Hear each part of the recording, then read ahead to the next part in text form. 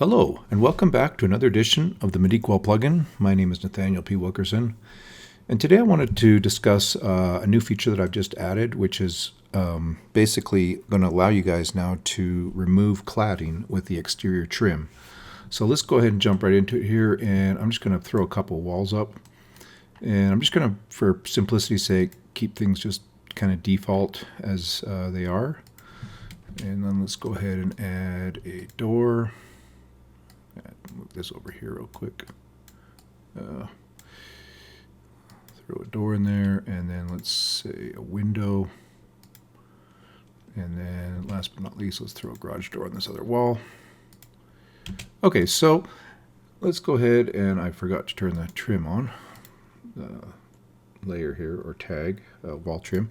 So yeah, basically up until now, you'll notice that when you draw your exterior trim, it typically will sit on top of the sheathing. I mean, you can set it where it can sit on top of the cladding, but as you can see here, it dives into this cladding. And to better demonstrate that, let me show you guys here up underneath. So you can see that the trim is sitting, the exterior trim is sitting on top of the sheathing, not on top of the cladding, which is pretty typical, right? And if I turn this off, you can see that what's happening is we're cutting the cladding flush with the rest of the opening, the sheathing, and the framing. So that's the way it's always been taken care of or done up until now.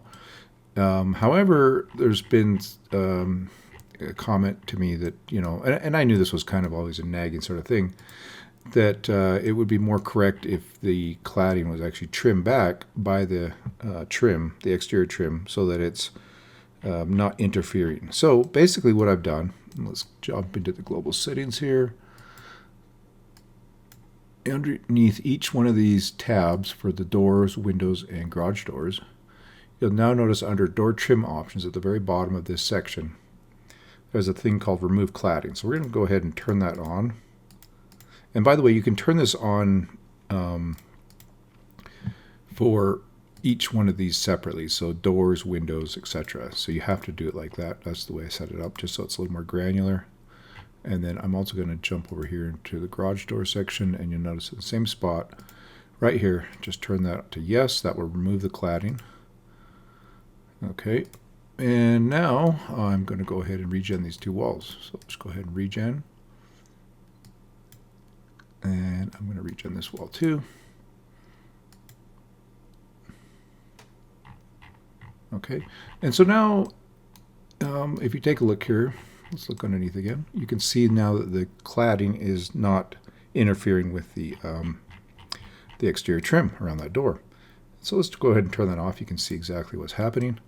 So basically what's happening, of course, is we're cutting now the cladding back so it does not interfere with the trim. And you can see that for the garage door, for the windows, for the door. And this, by the way, applies, I've set this up as well for other, door types, all the other door types, etc. So for instance, if we change this garage door here, let's go ahead and switch that to a different style just to demonstrate. Let's go with the Dutch corners. Okay, so you can see that it's, it's not trimming that up flush anymore. It's taking out the appropriate amount for the exterior trim. So also too, I think this will, I don't quote me on it, but I need to look at my the estimating module. So this should now give us a better or more accurate amount for our cladding square footage as well. So that's another added bonus, I suppose. So basically that's it. If you want to enable that feature, just hop in the global settings again under door, windows, and garage doors, and you can turn it on or off. And I think if I remember right now, if you do put your cladding on top, or the trim, sorry, on top of the cladding, then of course it won't try to trim away the cladding. Just only if you put it on the on sheathing setting, then that's what it'll do. And then let's just show that actually where that setting is. Probably a good idea. So basically here under your door trim options, you're going to notice that the trim location is typically by default on sheathing, But you can set that to on cladding where it's on top of the cladding. And this, by the way, is not a global setting. This is like a per opening basis, right?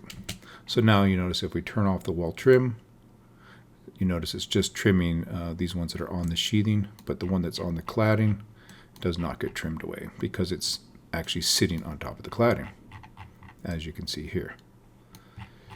All right, so that's pretty much it. If you guys have any questions, please feel free. Give me an email, even give me a call. But again, this was a customer-driven request, and I really appreciate the feedback because that really helps make these plugins a lot better. So we'll talk to you guys later.